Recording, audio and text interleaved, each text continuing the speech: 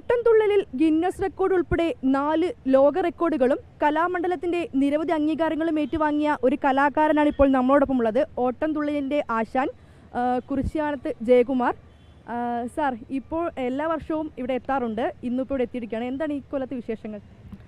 നല്ല വിശേഷമാണ്. എല്ലാ വർഷത്തെയും എന്നതുപോലെ തന്നെ ഈ വർഷവും എൻ്റെ മകന് പങ്കെടുക്കുന്നുണ്ട്.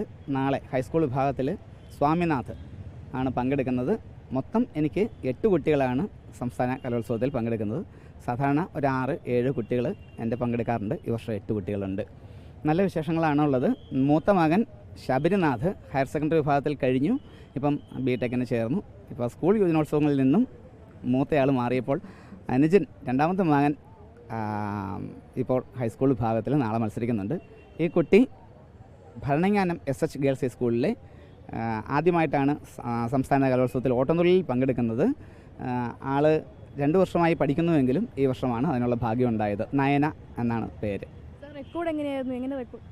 തുടർച്ചയായി 26 മണിക്കൂർ ഓട്ടംതുള്ളൽ അവതരിപ്പിച്ച് Asia book of record, India book of record, Limca book of record, കൂടാതെ ഗിന്നസ് വേൾഡ് റെക്കോർഡ്, പിന്നെ അവാർഡുകൾ ധാരാളം ലഭിച്ചിട്ടുണ്ട് ഈശ്വരൻ്റെ അനുഗ്രഹം കൊണ്ട്. അച്ഛൻ തുള്ളൽ കലാകാരനായിരുന്നു.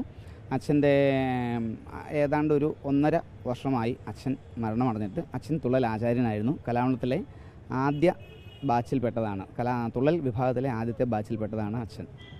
അച്ഛൻ്റെ ആ ഓർമ്മകൾ കലോത്സവ വേദിയിൽ എത്തുമ്പോൾ ഇപ്പോഴും എന്നെ വല്ലാതെ.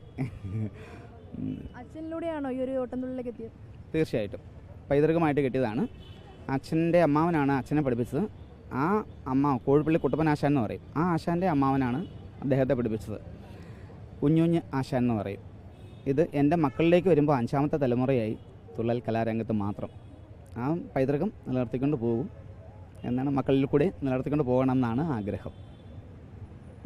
അപ്പോൾ എന്തായാലും എല്ലാ തവണയും സ്ഥിരമായി ഇവിടെ എത്താറുണ്ട്. ഇത്തവണയും എത്തിയിട്ടുണ്ട്. ഇത്തവണ മറ്റൊരു പ്രത്യേകത, മകൻ കൂടി എത്തിയിട്ടുണ്ട് എന്നുള്ളതാണ്.